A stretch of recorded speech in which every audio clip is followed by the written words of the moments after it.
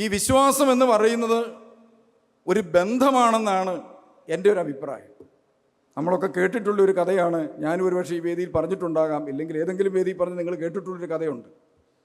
എങ്കിലും ആ കഥയൊന്ന് വെറുതെ ഞാൻ സൂചിപ്പിക്കുകയാണ്. ഇതൊരു ബന്ധമാണ്. എന്ത് ബന്ധം? ഒരിക്കൽ നയാഗര വെള്ളച്ചാട്ടത്തിൻ്റെ കുറുകെ ഒരു മനുഷ്യൻ, അതൊന്നും നടക്കാൻ പോകുന്ന കാര്യമല്ല, പക്ഷേ കെട്ടിയെന്നാണ് കഥ. ഒരു കമ്പി വലിച്ച് കെട്ടിയിട്ട് അയാൾ പറഞ്ഞ് ഞാനിതിൻ്റെ മേളിൽ കൂടെ നടക്കാൻ പോവുകയാണ്. അപ്പോൾ ആളുകൾ പറഞ്ഞ് ഇയാൾക്ക് വട്ടാണ്, ഇയാൾ താഴെ വീഴും. എന്തായാലും അഭ്യാസി നടന്നു എന്നാണ് ആ കഥ. അയാൾ നടന്നു. എന്നിട്ട് അയാൾ പറഞ്ഞു ഞാൻ നാളെ വരുമ്പോൾ ഇതിനേക്കാളും വലിയ അഭ്യാസം കാണിക്കും. ആളുകൾ പറഞ്ഞു ഒരു പ്രാവശ്യം വിജയിച്ചു എന്ന് വിചാരിച്ച് വീണ്ടും ആവശ്യമില്ലാത്ത പണിക്ക് പോയാൽ പ്രശ്നമാകും. എങ്കിലും ഒരു ജിജ്ഞാസ കൊണ്ട് കുറച്ച് പേരുകൂടിയൊക്കെ കൂടി. രണ്ടാം ദിവസം അയാൾ വീണ്ടും നടക്കുക മാത്രമല്ല, ഒരു സൈക്കിൾ കൊണ്ടുവന്നിട്ട് സൈക്കിളിൻ്റെ ട്യൂബ് എല്ലാം ഊരി കളഞ്ഞിട്ട് ആ സൈക്കിളിൽ കയറി അതേ ആ കമ്പിയെ കൂടെ ആണ്. ആ ദിവസം അയാൾ പറഞ്ഞു ഞാനിനി നാളെ വരും, ഇതിനേക്കാൾ വലിയ അഭ്യാസമാണ്. അപ്പോൾ ആളുകൾ പറഞ്ഞു ഇവൻ ചെയ്യും കേട്ടോ, ഇവനാൾ കൊള്ളാം. കാണികളെല്ലാം കൂടി. അങ്ങനെ കൂടിക്കഴിഞ്ഞപ്പോൾ അയാൾ പറഞ്ഞു ഞാൻ ഇന്ന് നിങ്ങളിൽ ഒരാളെ എടുത്ത് എൻ്റെ തോളിൽ കയറ്റി നിർത്തിയിട്ട് അയാളെയും കൊണ്ട് ഞാൻ നടക്കാൻ പോവുക ഈ കമ്പിയിലൂടെ. അപ്പോൾ ആളുകൾ മുഖത്തോട് മുഖം നോക്കി ഇത് ആരെയാണ് എടുക്കുന്നത്? അപ്പോൾ അയാൾ പറഞ്ഞു നിങ്ങളെയാണ്, ഇങ്ങ് പോര്. അപ്പോൾ ചോദിച്ചു അതാരാ? കോർപ്പിസ് കൊപ്പാച്ചനെയാണോ? അച്ഛൻ പറഞ്ഞു എനിക്ക് നടുവിൻ്റെ പ്രയാസമുള്ള ആളാണ്, ബാലൻസിൻ്റെ പ്രശ്നമുണ്ട്, ഇയർ ബാലൻസിൻ്റെ പ്രശ്നമുണ്ട്, അതുകൊണ്ട് എന്നെക്കൊണ്ട് പറ്റുകയില്ല. സിസ്റ്റേഴ്സിനാണേലും സാധിക്കും. അപ്പോൾ സിസ്റ്റേഴ്സ് പറഞ്ഞു എനിക്ക് സ്പോണ്ടിലോസിസിൻ്റെ പ്രയാസം ഉള്ളതുകൊണ്ട് പറ്റത്തില്ല. അങ്ങനെ ഓരോരുത്തരായി തലകുനിച്ച് പിന്മാറിയപ്പോൾ അങ്ങ് പുറകിൽ നിന്ന് ഒരു കുട്ടി വിളിച്ച് പറഞ്ഞു ഐ ആം റെഡി. ഉടനെ എല്ലാവരും നോക്കി, ഏതാ ഈ തലയ്ക്ക് നട്ടും ബോൾട്ടും പോയ ഒരു ചെറുക്കൻ. അപ്പോൾ അവനവിടെ നിന്ന് ഓടുകയാണ്, ഒരു കൊടിയൊക്കെ പിടിച്ച് ഓടുന്നത് പോലെയാണ്, കൈയൊക്കെ പൊക്കി പിടിച്ച് അവനോട് ഐ ആം റെഡി. അവൻ ഓടി വന്നപ്പോൾ ഓരോരുത്തരും തോണ്ടിട്ട് ചോദിച്ചു നീ ഏതാ? അവൻ അതൊന്നും ശ്രദ്ധിച്ചില്ല, അവൻ മുമ്പോട്ട് ഓടി. അവൻ വിളിച്ചു പറഞ്ഞു ഡാഡി ഐ ആം റെഡി. അവൻ ഓടി വന്ന് ഒന്നും ചിന്തിക്കാതെ ഈ അപ്പൻ്റെ തോളയിലോട്ട് ചാടിക്കയറി. അപ്പൻ ആ കമ്പിയിലൂടെ നടന്നു. വീഴുമെന്നൊരു തോന്നൽ ഈ കുട്ടിക്കൊരിക്കലും ഉണ്ടായിട്ടില്ല. എന്തുകൊണ്ടാണ്?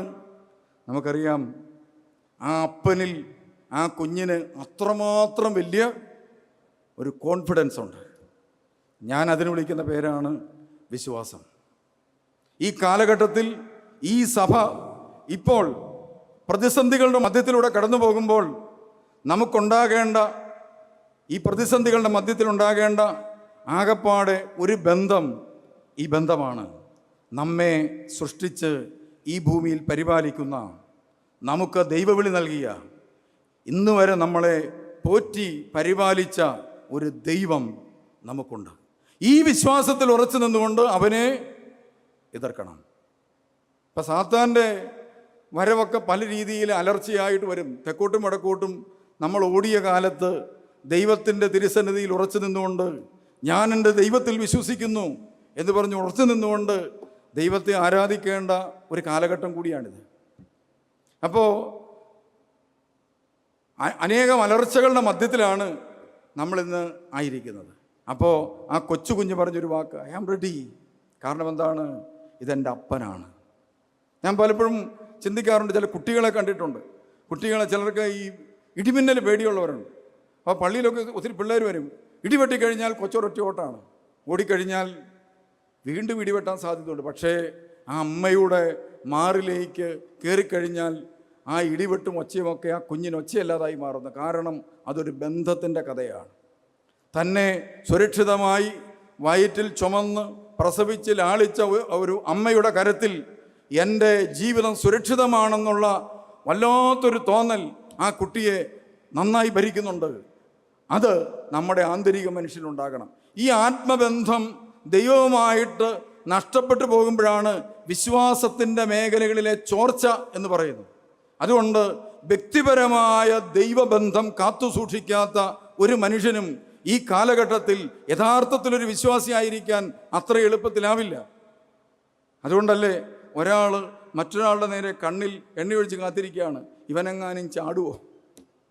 നമ്മുടെ ഒരു കാലഘട്ടത്തിലൊരു പ്രയാസം, ആരാണ് ചാടുക?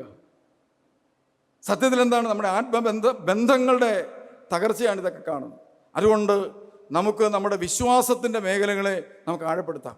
വിശുദ്ധ മത്തായിയുടെ സുവിശേഷം 16-ാം അധ്യായത്തിൽ 13 തൊട്ടുള്ള വചനം എന്താണ് വിശ്വാസം? സത്യവിശ്വാസം അത് യേശുവാണ്, യേശു ദൈവമാണെന്ന ആഴമായ ബോധ്യമാണ്. അതാണ് പത്രോസ് അപ്പോസ്തലൻ പ്രഖ്യാപിച്ചത്. അങ്ങനെയാണെങ്കിൽ ക്രിസ്തുവിൽ നമുക്ക് ഉറച്ചു നിൽക്കാം. വിശ്വാസത്തിൽ ഉറച്ചു നിൽക്കുക എന്ന് പറഞ്ഞാൽ അതിൻ്റെ അർത്ഥം യേശു ക്രിസ്തുവിൽ നമുക്ക് ഉറച്ചു നിൽക്കാം.